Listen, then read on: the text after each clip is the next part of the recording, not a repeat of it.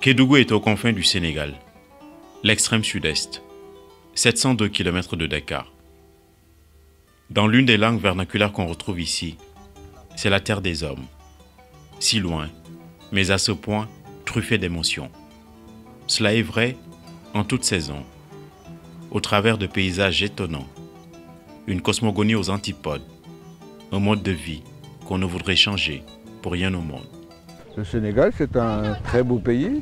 Je pense que vous avez du potentiel. Kédougou, c'est un relief extraordinaire, une faune, une flore. Derrière nous, il y a les montagnes, il y a les cascades, il y a les chimpanzés. Il y a une biodiversité qui est unique dans la localité. La région de Kédougou est connue à travers le monde par les ethnies minoritaires. Si jamais on quitte les montagnes, on va perdre la culture bédique. La culture, la nature, l'environnement préemptent les circuits touristiques. Le parc naturel de Niokolo-Koba, écosystème dont nous faisons bien de prendre soin, est un refuge pour pas moins de 400 espèces animales. Sujet passionnant pour visiteurs, adeptes de safari. 2 tiers de la réserve, riche aussi d'une variété de 1500 plantes, sont logés à Kédougou. Il est créé en 1954 avec 913 000 hectares. Les Noëls, on reçoit beaucoup de visiteurs et les Pâques. Le terroir est arrosé par le fleuve Gambie, lieu de vie pour les lavandières. Une couche supplémentaire de sérénité, l'éloge de la lenteur. Ici, les gens prennent leur temps, vont à leur rythme. Aux sources de la plénitude, tout est découverte. Sur la plaine, comme en apesanteur. La crête des collines, 500 mètres plus haut, est le cadastre qui protège le mieux les minorités ethniques du Sénégal oriental. Les Bassari, Bédik, Konyagi, Badiaranké ne veulent pas que leur civilisation s'aplatisse. Dans les villages de Iwol et Angel, chez les Bédik, sur les plateaux de Bandafassi, l'architecture typique, faite de cases au toit de chaume en pente, des croyances et rites inaltérés, venus du fond des âges, sont autant de barricades contre les vents nouveaux, les sirènes de l'uniformité culturelle. Séjourner en ces lieux improbables est un privilège inouï, une expérience humaine fort enrichissante. Sur fond de musique, jouée par les hommes et entonnée par les femmes, les têtes couronnées, colliers à l'identique et bouts de bois pendant au nez. Depuis le XIIe siècle qu'on a quitté le Mali, à cause de la guerre de Samori Touré et Soundiata Keïta, qui avait eu un événement entre les deux rois. Comme il y avait la guerre, les Bédéks, ils ont fui venir se réfugier dans les grottes. Ils ne sortaient que la nuit pour aller chercher à manger et à cueillir des fruits pour leur nourriture.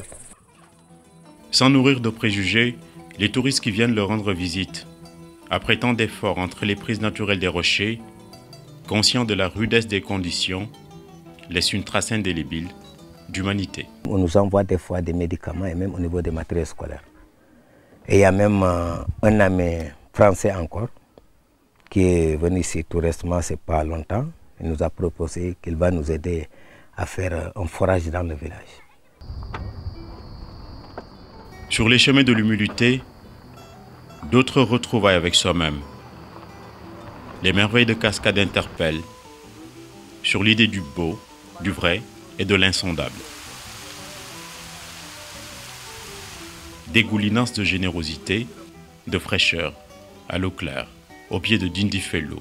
C'est la plus facile d'accès des 4 chutes de Kédougou. Ici, nous sommes aux chutes de Dindifelo, l'une des cascades les plus importantes du Sénégal, qui mesure 110 mètres de hauteur. Elle est visitée en majorité par des Français, des Espagnols et quelques Sénégalais. Muy bien, muy bien.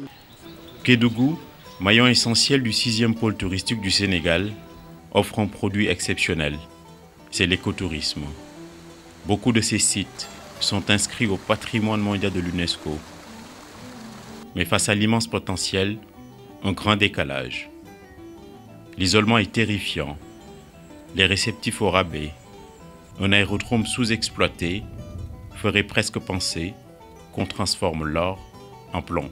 La piste fait 1800 mètres sur 30, avec un parking de capacité 3 x 27. La ligne n'est pas desservie par une compagnie régulièrement. Les touristes ils viennent en compte-gouttes parce que vraiment la promotion n'était pas vraiment bien et le parc aussi vraiment, il y a moins d'animaux à voir actuellement. Ça fait 1 mois ou 2 mois on ne voit pas les touristes. Là on est vraiment creux.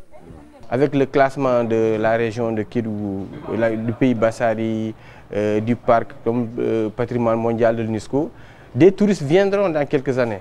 Donc il faut que les réceptifs augmentent, le standing augmente. La valorisation de ces sites nécessite des aménagements parce que ce sont des sites d'accès très difficiles. Avec autant d'atouts, des zones si particulières, Kédougou est une vraie promesse qui peut faire se lever un nouveau jour, une aube dorée sur le tourisme sénégalais.